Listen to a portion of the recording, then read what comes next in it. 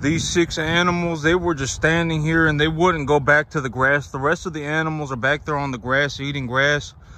But these 6 animals, they just sat here just calling and so mooing. So I had went ahead and gave them some food. But this is one of the animals that will be going to market this Friday. I got 3 more, but this is one of them right here. Oh, I took a look at the numbers. And so this month, I'll probably bring home about $5,000, $5,500 from my cattle, just my cattle. Oh,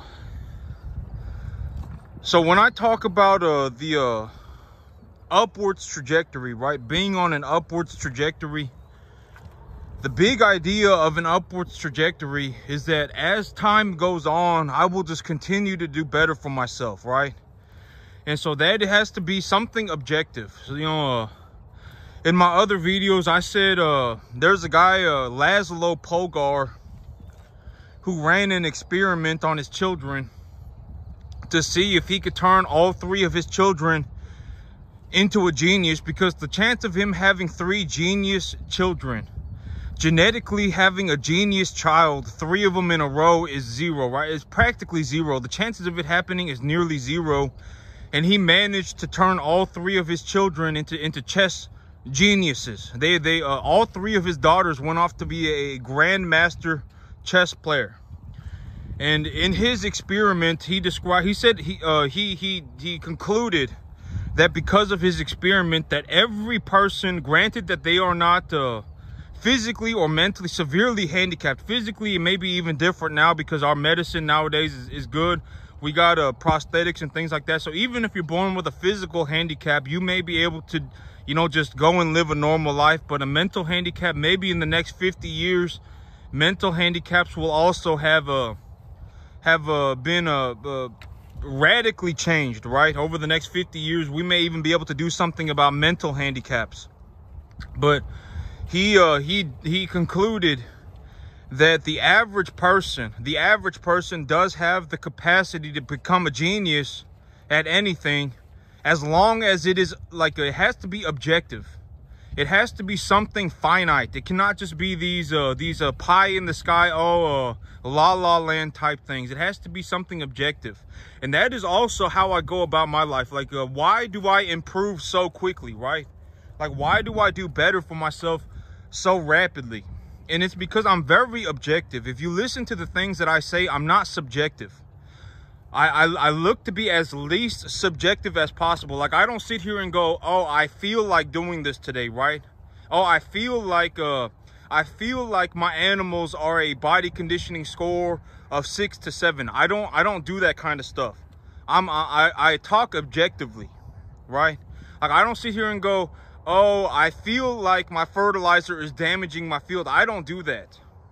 I talk objectively.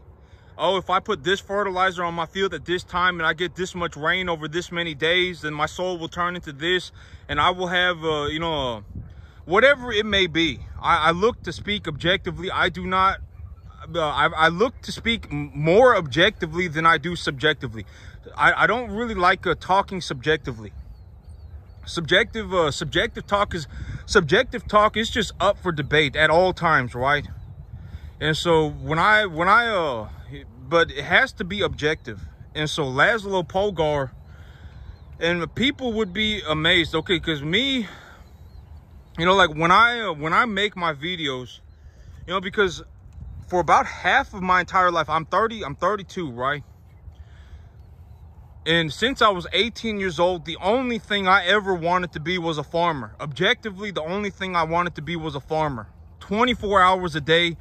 In my sleep, I would dream about farming, right? Legitimately. You know, the only thing that I wanted to be was a farmer since I was 18 years old.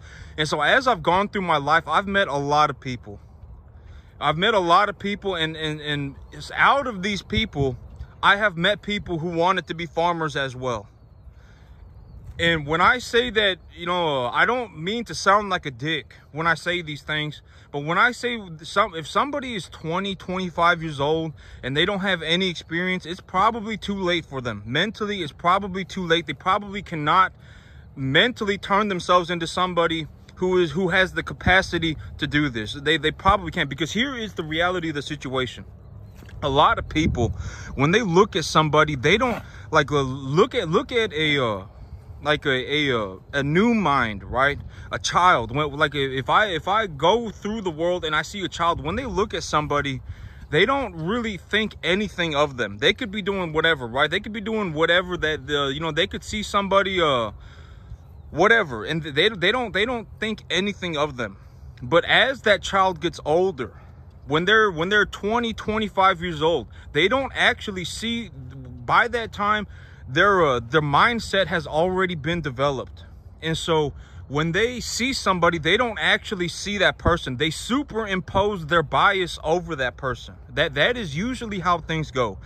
And so it becomes this thing. It's like, oh well, you know, like me, okay, so this idea, and like if I were to introduce ideas to somebody with a new mind, right? A new mind, this is just how farming is.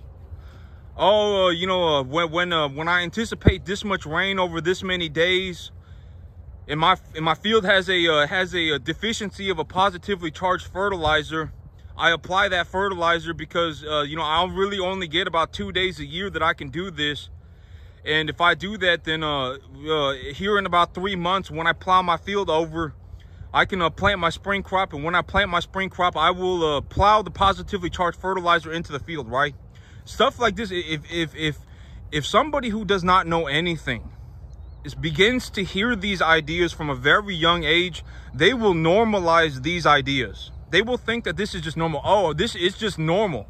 Like, it's just normal to them to, if it's, you know, it's just normal to them to where if the ground temperature is 65 degrees Fahrenheit and I'm going to get 2 inches of rain or 1 inch of rain, or there was 3 or 4 inches of rain over a month, then I should plant my field. And if I plant my field and it's going to be spring, then I should plant something that can, you know, withstand the warmer temperatures.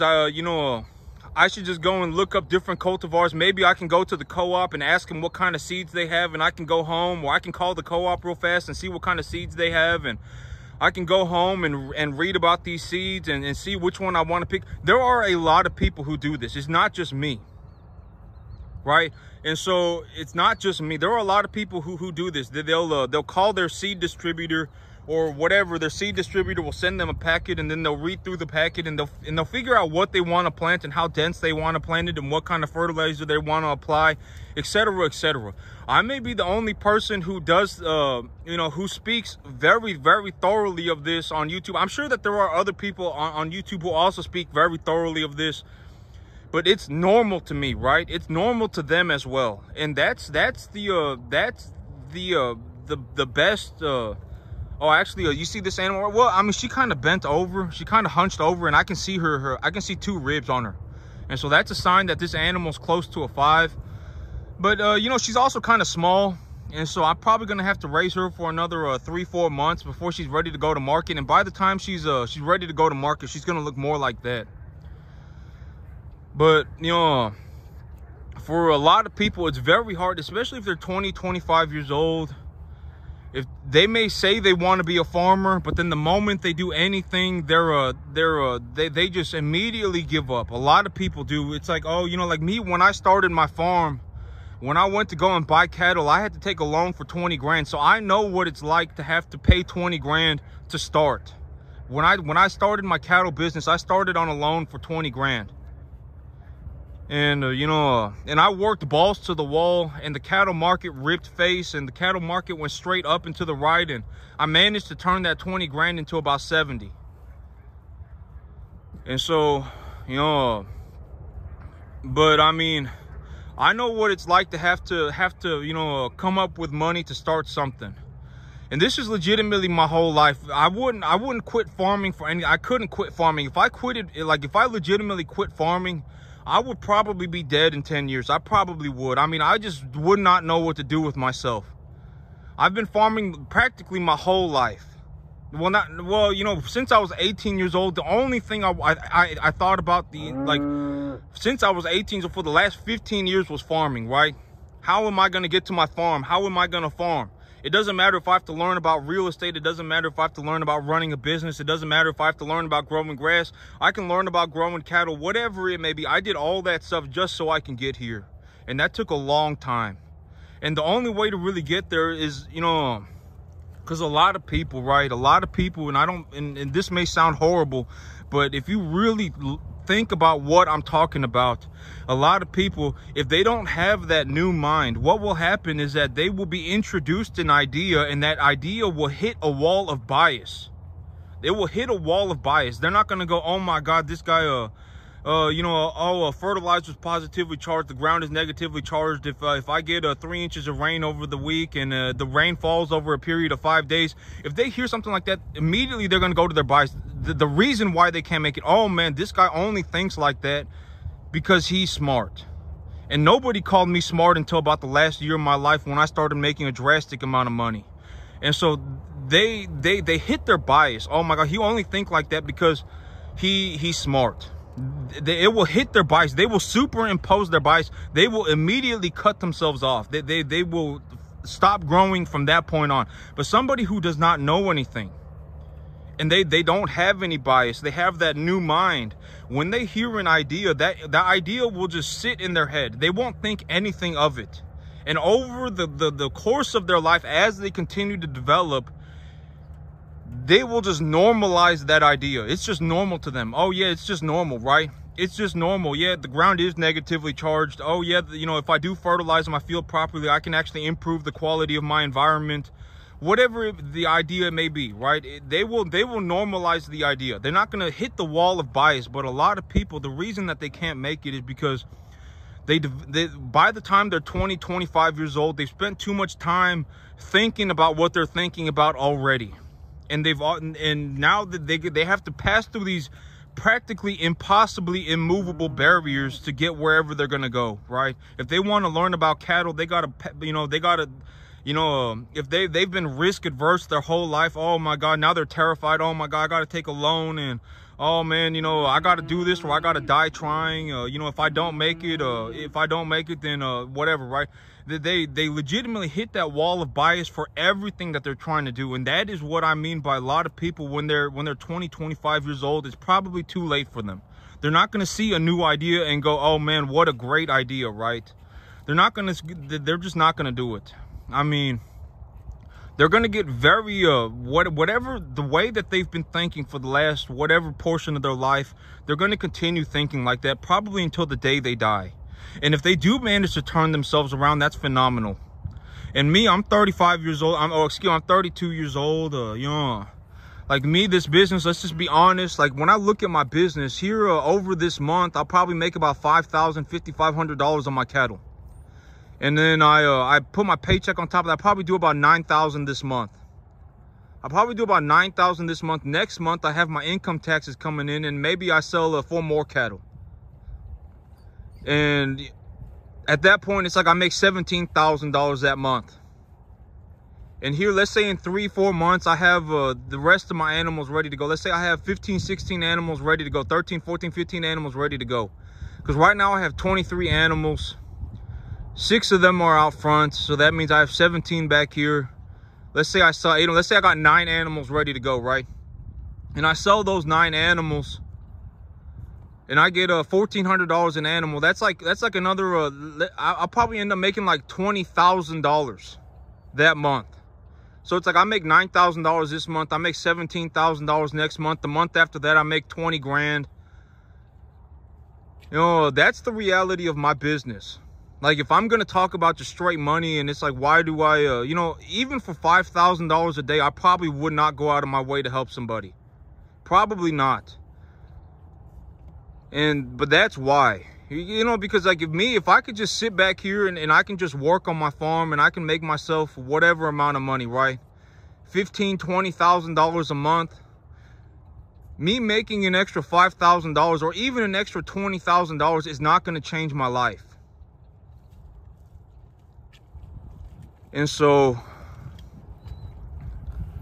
even if somebody offered me $5,000 a day, I may not even take it. But that's the reality of my situation. It's like, if I look at my farm right now, Right now, I'm not even doing very good for myself, and I'll still probably end up making about $9,000 this month. Next month, I'll probably end up making about $17,000. The month after that, I'll probably end up making like $20,000. And so, and when I talk about this stuff, I'm not talking about I'm not saying it in a way that people should be like, oh my God, he's showing off, right? I'm just trying to be objectively honest. And whatever that may mean to somebody else, and that's what I mean by a lot of people, they're going to hit that wall of bias on anything. It doesn't matter if I'm talking about money. It doesn't matter if I'm talking about cattle. It doesn't matter if I'm talking about the environment. It doesn't matter if I'm talking about grass. It doesn't matter if I'm talking about the weather. They're going to hit that wall of bias on everything. They're not just going to go, oh, yeah, I mean, this is probably true. He probably is going to make $15,000. He probably is going to make $20,000. This just is objectively true, right? It probably, granted that my cattle all survive and they all make it to the market, right? But they're going to hit that wall of bias on everything. And that's what makes it almost impossible at a certain point to really, turn somebody around. And it's like, at 30 years old,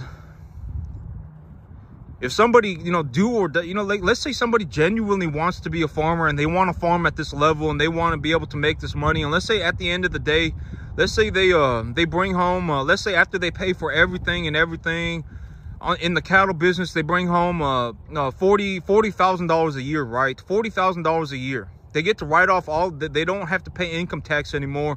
Their property taxes go to zero, whatever it may be, right? That in itself is a large value of money. And it's like, when they realize that they have to be held accountable for something, that they're going to have to run the cattle, and they're going to have to bring in their own commodities, and they're going to have to maintain their own cattle, and they're going to have to do all this stuff on their own. They don't want it anymore. They immediately give up. And it's like, I offered them to make with the income tax benefits and the tax benefits, it could be as high as, like $70,000 a year. And just because they had to pay 20 grand, they immediately quit. And that's also a very good thing about money, is like, if you put your money where your mouth is, you're going to know who's actually walking the talk. Because a lot of people, all they do is talk, and they don't walk at all. They don't, all they do is talk. They don't have any walk to them. And it's not like but most people, and I'm just going to be honest, and I'm not saying that it's a good idea to start a business to write off your taxes. Because if you start a business to write off your taxes and then you lose all the money that you put into your business, you were better off just paying your taxes. And so, I mean, it's kind of a very, very, very, the best way to look at this is to just see what's going on and absorb it for its entirety. Go through your wall of bias. Do not hit that wall. Go through that wall of bias. Leave your cave, right? Leave your mental cave and actually look at it for what it is. And be objective. Oh, yeah, if I do sell 4 cattle and I get $1,400 an animal, that's $5,600, right? Oh, these are 1 to 1.5 type cattle, medium, large frame. Conditioning score 6 or so. They're about a 6. Some of the bigger ones, they're about a 7. And so, the money that I make is just the money that I make. It's objective. It's not something that is up for debate, right? And if something happens or whatever, I'll just figure it out. That's the truth of my life. If something happens, I'll just figure it out. I'm not going to throw my hands up and throw a tantrum, right?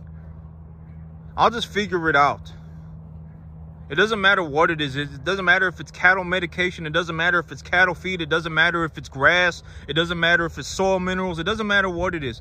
If something happens, I'll just figure it out. I'm not just going to throw my hands up and throw a tantrum, right? Oh my God, I can't believe this just happened to me, right? I'm not going to do that. But that's it for me today, YouTube. Y'all have a good one.